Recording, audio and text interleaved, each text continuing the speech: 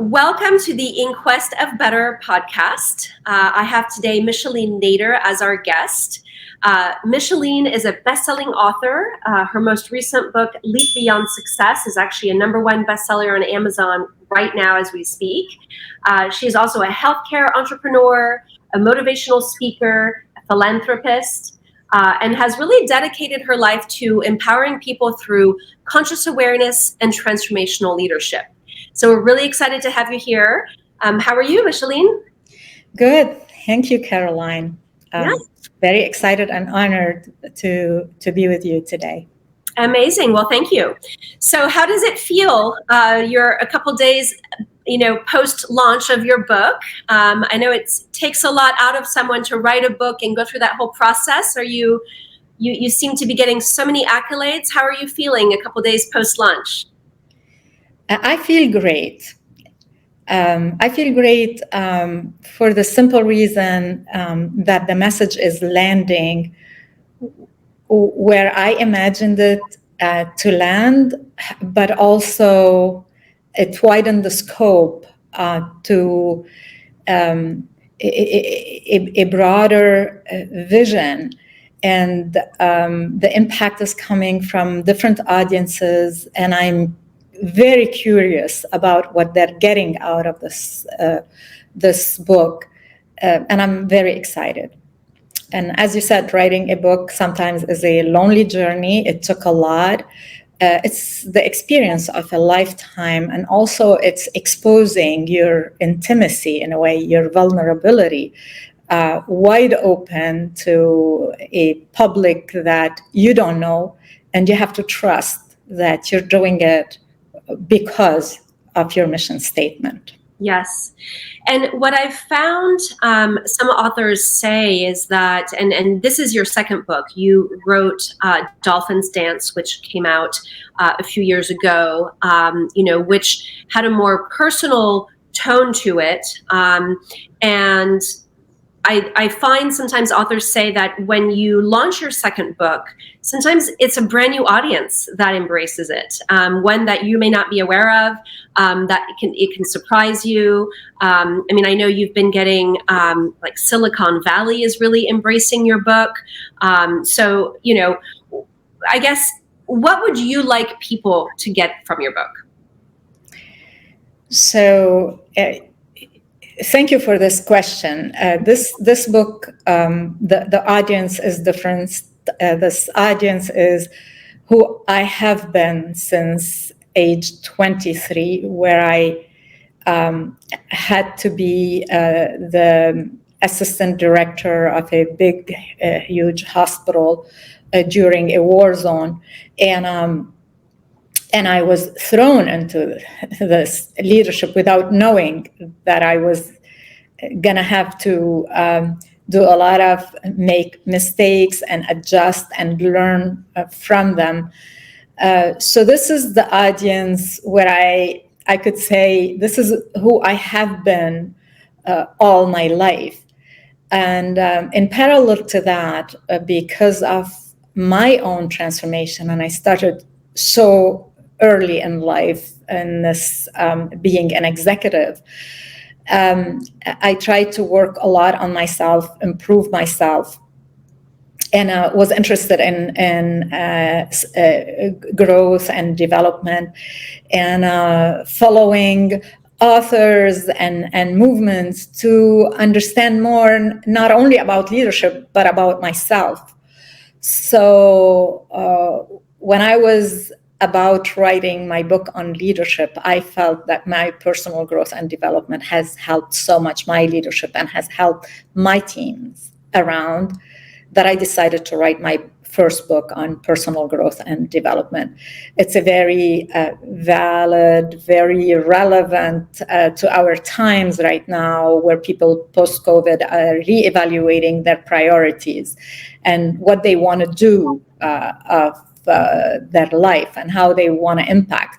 So I tell the people who are crazy about Leap Beyond Success, my new book, and those who are really thirsty to go in more into themselves, to go back to the Dolphin's dance, discover your true self, and apply also that system to them to experience that growth and development that they're longing for. Yeah, I love that. And because it's not necessarily, sometimes people do develop their leadership before they delve into their personal growth, or they've had a long career of success, and then they find that they never really went deep with themselves. And so it's kind of interchangeable.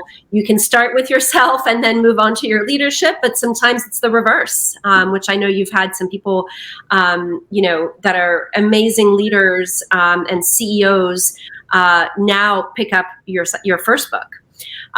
So I know, and I was very happy to be part of a workshop where you put into practice the exercise from your book about finding your innate passion, which I truly, truly enjoyed. And I think, for me, I think it was really eye-opening because there were questions there that I had never really asked myself. And, I think you're also going to be teaching this to kind of a younger audience, which I think is good, because I think the younger you are when you ask yourself these questions and try to understand yourself, the less time you waste, trial and error in finding what you want to do. But that is how people kind of go through life, right? They try different things, and then they're like, oh, you know what? In the end, like I love being a veterinarian, or whatever it may be, by trial and error. And so I just, those questions in that exercise, how did they come about? How did you craft them? And were those just questions that grew out of your experience from your personal journey that you've, put together in a nice package for the readers? So all the questions and all the exercises and assessments that are in both books, but Lean Beyond Success, are part of modules that I've tested, and as you said so well, on younger audience, cosmopolitan audience, older audience, successful audience. And what I found in common is that the very young leaders, emerging leaders, or even aspiring leader as they're going into college, and those who are very successful and still not 100% fulfilled, they share the same interest. I almost wish I could put them in the same room and have them talk to each other, because one audience is going to tell the younger one, lean into your passion, go for it, express yourself. And the younger one are going to tell them, how can I do this and be as successful as you are? Right.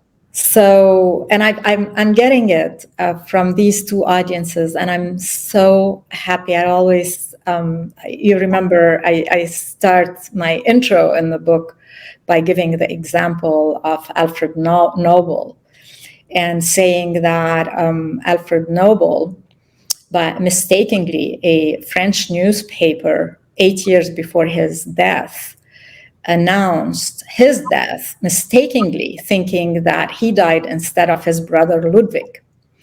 And they said the merchant of death died. And when he saw that, he was awestruck, because he was the inventor of dynamite. And a lot of the industry used his invention to create a lot of explosives. And he said, how can I rectify this? This is where he gave all his money to create the Nobel Prize. And in different sectors, of course, science, technology, advancement, art, all this. And until now, we are impacted positively by what was so called the merchant of dynamite. So I say, if at a young age you're able to ask yourself these questions, you won't be like a lot of the successful leaders who were only focused on their success, on making money, not thinking at all about any impact, and getting to an age where now we need to pay back. Because actually, when you pay back, you're fulfilled, but actual fulfillment does not come from this. Actual fulfillment, I found in my life, comes from people who are passionate about what they are doing and how they are doing it, how they're contributing the passion to the world, and what is the impact that they're creating with this. So this is where the fulfillment comes from. And I can tell people, whatever your passion is, if you can't make money out of your passion now, you're going to contribute it. You are able to contribute it right now. Like, don't wait. That's why the system of my book talks about a lot. Lean into your passion, execute from your purpose, and how we can align our mindset and reprogram our emotions in order to create that fulfillment, but this impact. And this is when we're ready to leap. Well, this is a great segue into my next question, which is, why don't you tell us about the LEAP acronym and what it stands for? So exactly, this is what I said. LEAP is an acronym, is lean into your passion, execute from your purpose, align your mindset, and program your emotions. Because if we talk about passion and we love our passion and we create our passion, but we don't contribute our passion to the world, I mean, we're fun. We will have fun, like Mike in my book, who could play guitar for himself, right? And enjoy. And that's totally fine. There is nothing wrong in doing this.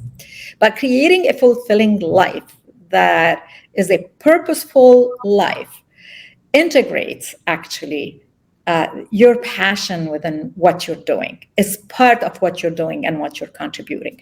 But we can talk about that. And then if you don't know how to execute as a leader, it will be just hot air, because you will need a system of execution that grounds you into being successful. Because leapers are successful leaders who leap. They're not people who do not know how to succeed. I mean, I'm not saying that you don't fail. I mean, failure is part of success, and I describe it in my book, because every time I failed, I gained my best lessons in life that made me much more successful than before. But leapers know how to succeed and go beyond. So you have to have a system that grounds you in really execution. I don't like to call it, like a lot of leaders call it, flawless execution, because according to me, there is not a flawless execution. Trial and error is part of your execution, but you want to execute right, keep adjusting. And your execution, that is, I love this, the execution system that I share with my leapers around the world, is also to execute from a vision in your future.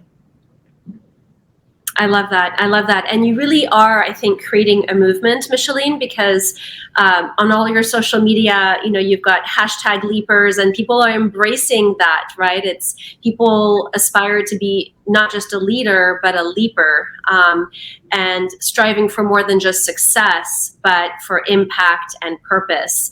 And I think that your book, has beautiful anecdotes of people kind of on that journey, including yourself.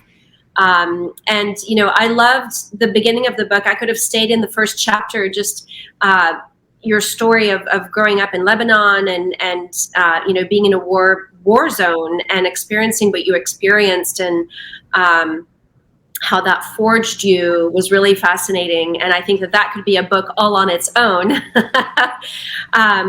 But so I would say, you're inspiring a lot of people, but who inspires you? So I've been inspired by a lot of conscious masters, I would say, since I was a teenager. I remember I was reading Telopsan Grandpa, the Tibetan Buddhist, when I was like 17. I'm born Catholic, by the way, and I commend most of the religions for the good code of ethics. I don't particularly like the separation that religion creates. I'm a spiritual person, open to all religions. Then there was a person who inspired me really when I was 18. It was Dale Carnegie. Mm. And then Think and Grow Rich was another one that inspired me. Then The Road Less Traveled inspired me. Then Deepak Chopra, Wayne Dyer was a biggie for me. Nowadays, I really like Tony Robbins. And a lot of people don't understand because like the sales machine. But I find his incredible energy and the way he's affecting people is also really great. But I like them all. I really do think that every single leaper, whether they're in business, entrepreneurs, or have great inspirational messages, they really are putting their lives on the line and getting their message out there. So, a leaper is a leaper, is putting themselves out for the improvement and leveling up humanity. And this is what I love about them. Yeah. Well, I love, I also am very inspired by everybody that you just mentioned. I actually watched the Think and Grow Rich movie. They made a movie out of it. And I actually watched that just this past weekend. So it's funny that you bring it up. But what a great book. I feel like that book really was kind of like the ancestor to all of this culture and world of, diving deeper, transformation, consciousness, all of this. And I, aside from your book, I think it's another book that people should read as well. Yeah. Still relevant years after, Napoleon Hill, like years and years after. And recently I was like also surprised that Tony Robbins and Dean Graziosi created the mastermind group. And it's like, this is what Think and Grow Rich, Napoleon Hill talked about, yes, years and years ago. I don't know how many years. So it's amazing. Absolutely. And so what kind of masterminds? I know that over the years, you and I have met through different organizations that we're a part of, some Believe, Inspire, Grow events, leading women entrepreneurs. What are some other organizations or masterminds that have been impactful to you over the years? I'm impacted a lot by, educational groups who are committed to educate the next generation. Right now, as you know, I'm a trustee at Fairleigh Dickinson University. I also chair the board of advisors at Silberman College. I had been a part of their entrepreneurial, like Crossman Institute for a long time. I like also Takrim America, who's awarding unsung heroes and creating tech minds, which is honoring minorities when they succeed and no one had heard about them, and creating tech mind a little bit at the image of TED Talks to not only honor and feature these individuals, but also to allow these individuals to teach the next generation about how they became successful. So I like different groups who are trying. I like to see institutes of leadership who are focusing on the new neuroscience research and how they apply AI positively into creating, a mindset culture. I like also the findings of neuroscience, how we could use those findings to leverage as leaders, entrepreneurs, and business people, how to leverage creating a high performance team, and create this momentum around it for our execution of our planning. I love it. Well, listen, I really wish you the very best with your book. I know that you're going kind of on a national or an international book tour. You have a lot of speaking engagements, and you're actually going to be speaking in person at the Los Angeles conference for Tech Mind, correct?